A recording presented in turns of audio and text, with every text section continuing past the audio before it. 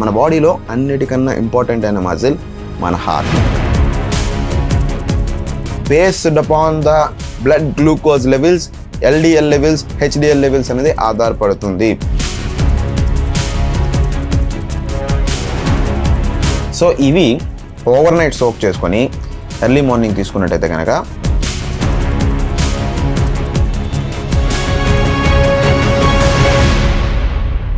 Hey guys, welcome back to Krish health and fitness.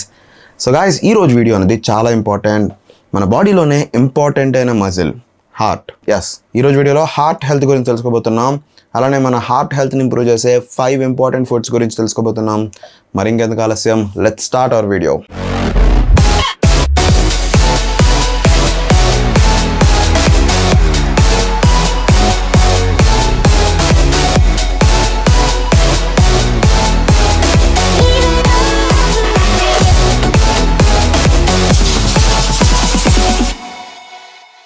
చాలా మంది muscle building ఎలా చేయాలి, చెస్ట్ ఎలా ఇంప్రూవ్ చేయాలి, బైసెప్స్ ఎలా ఇంప్రూవ్ చేయాలి, మజిల్ బిల్డింగ్ మీద ఫోకస్ చేస్తున్నారు. That's good.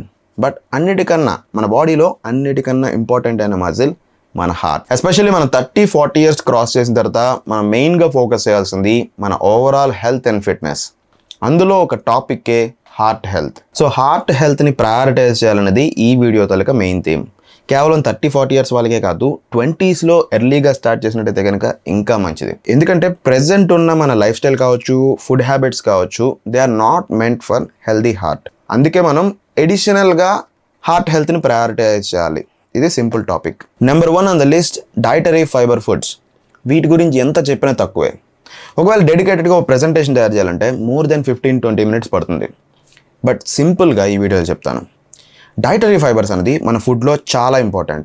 ఫుడ్లో గ్లూకోజ్ని స్లోగా రిలీజ్ చేస్తుంది. ఎప్పుడైతే బాడీలో గ్లూకోజ్ స్లోగా రిలీజ్ అయిందో ఇన్సులిన్ కంట్రోల్గా రిలీజ్ అవుతుంది. ఎప్పుడైతే ఇన్సులిన్ కంట్రోల్గా రిలీజ్ అయిందో మనం తీసుకునే ఫుడ్లో ఉన్న క్యాలరీస్ అనేది ఎనర్జీ ప్రాసెసింగ్ కన్వర్ట్ అవుతాయి. లివర్లో ఫ్యాట్ డిపోజిషన్ అవ్వదు. ఎప్పుడైతే లివర్లో ఫ్యాట్ డిపోజిషన్ అవ్వలేదో బ్యాడ్ కొలెస్ట్రాల్ జనరేషన్ అవ్వదు. మీకు తెలుసా కొలెస్ట్రాల్ ఎక్కడ జనరేట్ అవుతుందో? లివర్లో జనరేట్ అవుతుంది. So based upon the blood glucose levels, LDL levels, HDL levels అనేది ఆధారపడుతుంది. This is science. సో ఎప్పుడైతే మన ఫుడ్లో డైటరీ ఫైబర్స్ యాడ్ చేస్తామో, ప్రయారిటీగా తీసుకుంటామో, బాడీలో ఉన్న ఫ్యాట్ బర్న్ అవ్వడమే కాదు, బ్యాడ్ కొలెస్ట్రాల్ తగ్గి గుడ్ కొలెస్ట్రాల్ కూడా పెరుగుతుంది. So most important dietary fibre foods vegetables. వెజిటబుల్స్లో ఈ ఫైబర్తో పాటు మినరల్స్ అండ్ యాంటీ ఆక్సిడెంట్స్ ఉంటాయి. సో సింపుల్గా చెప్పాలంటే హార్ట్ హెల్త్కి మంచిది. The more vegetables we eat, the healthier heart will become. That's it. Next one on the list, omega-3 fatty acids. Omega-3 అనేది ఎసెన్షియల్ ఫ్యాటీ యాసిడ్స్. మాకు బీఫార్మసీలో టాపిక్ ఉండేది essential amino acids, non essential amino acids, essential fatty acids, non essential fatty acids. So ఇది ఏంటి అంటే సింపుల్గా explain చేస్తాను చూడండి. Non essential అంటే మన బాడీలో ప్రొడ్యూస్ అవుతాయి కాబట్టి బయట నుంచి తీసుకోవాల్సిన అవసరం లేదు, అందుకే అవి నాన్ ఎసెన్షియల్. ఎసెన్షియల్ అనేవి మన బాడీలో ప్రొడ్యూస్ అవ్వదు, తప్పనిసరిగా బయట నుంచి తీసుకోవాల్సిందే, అందుకే వాటిని ఎసెన్షియల్ అంటారు. సో omega-3 అనేది మన బాడీలో ప్రొడ్యూస్ అవ్వదు, omega-9 ప్రొడ్యూస్ అవుతుంది. బట్ omega-3 మాత్రం ఫుడ్లోంచి తీసుకోవాల్సిందే. సో ఈ omega-3లో కూడా చాలా టైప్స్ ఉంటాయి. మన బాడీకి ఎసెన్షియల్ అనేది EPA and DHA. So bad cholesterol LDL levels ఎక్కువ జనరేట్ అవ్వకుండా గుడ్ కొలెస్ట్రాల్ HDL లెవెల్స్ ఎక్కువ జనరేట్ అయ్యేలా చేస్తుంది. సింపుల్గా చెప్పాలంటే మన బ్లడ్లో లిపిడ్ హెల్త్ని omega-3 అనేది హెల్తీగా ఉంచుతుంది. అయితే omega-3 ఉన్న ఫుడ్స్ ఏంటి? Nuts like chia seeds, flake seeds, almonds and fatty fish. Especially ఈ హెల్దీ ఫ్యాట్స్ ఉన్న ఫుడ్స్ తీసుకోవడం వల్ల omega-3 అనేది బాడీకి వస్తుంది. బట్ ఇక్కడ మనం ప్రాక్టికల్గా ఆలోచిస్తే మన బాడీకి సరిపడేంత omega-3 రావాలంటే చాలా అమౌంట్ ఆఫ్ ఫ్యాటీ ఫిష్ తీసుకోవాలి, చాలా అమౌంట్ ఆఫ్ నట్స్ని తీసుకోవాలి. ఎస్పెషల్లీ క్యాలరీ మేనేజ్మెంట్ గురించి ఆలోచించండి. వర్కౌట్ చేస్తున్నారు, that's fine. But me life స్టైల్లో లైక్ IT సెక్టర్ కావచ్చు, సిట్టింగ్ జాబ్స్ కావచ్చు, సో ఇలాంటప్పుడు క్యాలరీ మేనేజ్మెంట్ ప్రాపర్గా ప్లాన్ చేసుకోవాలి. అలాంటప్పుడే omega-3 సప్లిమెంట్స్ అని వస్తాయి. omega-3 సప్లిమెంట్స్ తీసుకోండి, బట్ అబ్జర్వ్ చేయండి. ఎందుకంటే చాలా కంపెనీస్ ఏం చేస్తాయంటే 1000 mg, 2000 mg అని మెన్షన్ చేస్తాయి.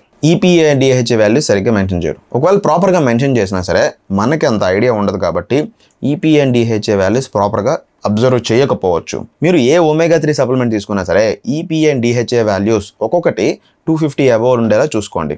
This is my honest suggestion. ఒకవేళ omega-3లో బెస్ట్ సప్లిమెంట్ సజెస్ట్ చేయమంటే కనుక ఫిటికా omega 1000. సో ఇది నా సజెషన్. ఎందుకంటే ఇందులో EPA అండ్ DHA వాల్యూస్ చూడండి, EPA 360 mg and DHA 240 mg. Other fatty acids 400 mg. So నేను చెప్పినట్టు EPA and DHA వాల్యూస్ ప్రాపర్గా ఉన్నాయి. ఎస్పెషల్లీ ఫిటిగా ఒమేగా 1000లో నాకు బాగా నచ్చింది. ఒమేగా 3 సప్లిమెంట్స్ తీసుకున్నప్పుడు మనకి ఫిషీ బర్బ్స్ వస్తాయి, తేనుపులు. సో అది నాకు ఇందులో రావట్లేదు. అండ్ ఎస్పెషల్లీ వీళ్ళ తలక క్వాలిటీ నాకు బాగా నచ్చింది. సో ఈ ప్రోడక్ట్ తలక డీటెయిల్స్ అండ్ లింక్ అన్నది డిస్క్రిప్షన్లో ప్రొవైడ్ చేస్తున్నాను, తప్పకుండా వెళ్ళి చెక్ చేయండి. సింపుల్, నేను ఏదైనా ప్రోడక్ట్ సజెస్ట్ చేశానంటే కనుక నేను ట్రై చేసి రిజల్ట్ బాగుంటేనే సజెస్ట్ చేస్తాను. ఒకసారి ట్రై చేయండి, రిజల్ట్ బాగుంటేనే కంటిన్యూ చేయండి. And this is just suggestion. మీరు EPA and DHA values check చేసుకోండి ఏ సప్లిమెంట్ యూస్ చేసినా సరే. ఒమేగా 3 అనేది కేవలం బాడీ బిల్డర్స్కి మాత్రమే కాదు, జనరల్ పీపుల్కి కూడా హెల్త్కి చాలా ఇంపార్టెంట్. ఎందుకంటే ఇది dietary supplement, essential fatty acids మనం కంపల్సరీగా తీసుకోవాల్సిన సప్లిమెంట్. ఈ ఒమేగా 3 అనేది కేవలం హార్ట్ హెల్త్కి మాత్రమే కాదు, మన బ్రెయిన్ ఫంక్షన్కి చాలా ఇంపార్టెంట్, కాగ్నిటివ్ సపోర్ట్. అండ్ ఈ ఒమేగా 3 అనేది మన బాడీలో ఇన్ఫ్లమేషన్ తగ్గిస్తుంది. ఇన్ఫ్లమేషన్ అంటే సెల్యులర్ డ్యామేజ్ని రిపేర్ చేస్తుంది. కాబట్టి ఇన్ఫ్లమేషన్ ఎక్కువ ఎక్కడ వస్తుంది? నీ పెయిన్స్, జాయింట్స్ దగ్గర వస్తుంది. సో ఒమేగా 3 సప్లిమెంట్ అనేది జాయింట్ హెల్త్కి చాలా ఇంపార్టెంట్. అండ్ సెల్యులర్ రిపేర్ ఎక్కడ పనిచేస్తుంది? మన మజిల్ రికవరీలో హెల్ప్ చేస్తుంది. కాబట్టి ఒమేగా 3 అనేది మజిల్ రికవరీలో కూడా plays a important role. Finally omega 3 is good for heart, brain and overall body. Next one on the list, garlic. So garlic ఏం చేస్తుందంటే LDL అండ్ ట్రైగ్లిజరైడ్ లెవెల్స్ని తగ్గిస్తుంది, బ్యాడ్ కొలెస్ట్రాల్ని తగ్గించి గుడ్ కొలెస్ట్రాల్ని పెంచుతుంది, బ్లడ్ ప్రెషర్ని కంట్రోల్ చేస్తుంది. సో డైరెక్ట్గా హార్ట్ హెల్త్కి సపోర్ట్ చేస్తుంది. దీంతోపాటు గార్లిక్లోని యాంటీ ఆక్సిడెంట్స్ అనేది మన హార్ట్కి చాలా ఇంపార్టెంట్. సో సింపుల్గా చెప్పాలంటే garlic equals to heart health. So ఈ గార్లిక్ ఎలా తీసుకోవాలంటే మనం అల్లం వెల్లుల్లి పేస్ట్ కూరల్లో వేసి నూనెలో వేపేస్తే రాదు. Okay, early morning 2 garlic cloves warm వాటర్తో తీసుకోవాలి. ఎస్, ఐ అగ్రీ, ఘాటుగా ఉంటుంది బికాస్ ఆఫ్ ద సల్ఫర్, చాలా ఘాటుగా ఉంటుంది. But it worth of the benefit. లేదంటే 1 స్పూన్ ఆఫ్ హనీ కొంచెం దానితో పాటు తీసుకున్నట్టయితే కొంచెం కాంపెన్సేటివ్గా ఉంటుంది. Next one on the list, dark chocolate. Dark చాక్లెట్లో ఫ్లావనాయిడ్స్ ఉంటాయి. సో ఇదేం చేస్తుందంటే బ్లడ్ ప్రెషర్ని కంట్రోల్ చేసి కంప్లీట్ రిలాక్సేషన్ ఇస్తాయి. అందుకే ఈ డార్క్ చాక్లెట్ని రొమాన్స్లో బాగా వాడతారు. I'm sure about this and most people know this. Next one on the list, nuts and dry fruits. అదేంటి మనం ఫస్ట్ ఒమేగా 3లో చెప్పాం కదా, మళ్ళీ సెపరేట్గా చెప్తున్నాను అంటే దానికి కారణం ఉంది. చాలామంది నట్స్ అండ్ డ్రై ఫ్రూట్స్ అంటే ఏం చేస్తారంటే క్యాజు, ఆల్మండ్, కిస్మిస్, మహా అయితే అంజీర్ యాడ్ చేస్తున్నారు. సో యాక్చువల్గా హార్ట్ హెల్త్ని ఇంప్రూవ్ చేసే నట్స్ ఏంటి, అవి కరెక్ట్ వేలో ఎలా తీసుకోవాలో ఒకసారి చూద్దాం. Almonds, chia seeds, flake seeds, sunflower seeds and pumpkin seeds and also walnuts. So ఇవి ఓవర్ నైట్ సోక్ చేసుకొని ఎర్లీ మార్నింగ్ తీసుకున్నట్టయితే కనుక కంప్లీట్ న్యూట్రిషన్స్ అనేవి అబ్జర్వ్ అవుతాయి.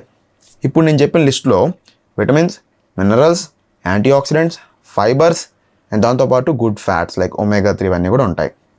సో హార్ట్ హెల్త్కే కాదు, ఓవరాల్ హెల్త్కి కూడా చాలా ఇంపార్టెంట్. నార్మల్గా తీసుకోవచ్చు, బట్ ఓవర్ నైట్ సోక్ చేసి తీసుకోవడం వల్ల న్యూట్రిషన్ అబ్జార్ప్షన్ అనేది బాగుంటుంది. So that's it guys, heart హెల్త్ని ఇంప్రూవ్ చేసే 5 ఇంపార్టెంట్ ఫుడ్స్. యాక్చువల్లీ చెప్పాలంటే హార్ట్ హెల్త్కి సంబంధించి చాలా పెద్ద టాపిక్ ఉంది. లైక్ అవాయిడ్ చేయాల్సిన ఫుడ్స్ ఏంటి, ఏ యాక్టివిటీస్ యాడ్ చేసుకోవడం వల్ల హార్ట్ హెల్త్ ఇంప్రూవ్ అవుతుంది.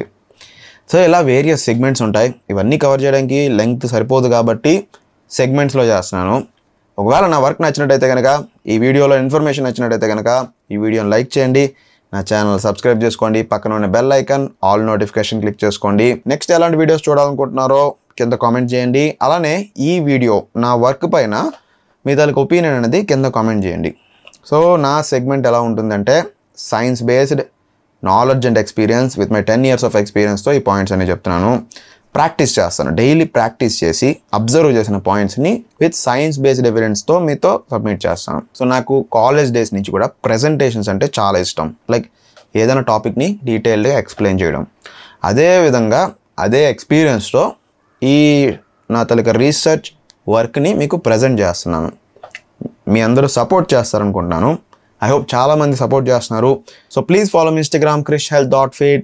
నెక్స్ట్ వీడియోలో మరింత ఫిట్నెస్ ఇన్ఫర్మేషన్తో మళ్ళీ కలుద్దాం. అంతవరకు keep making those Krish fitness gains.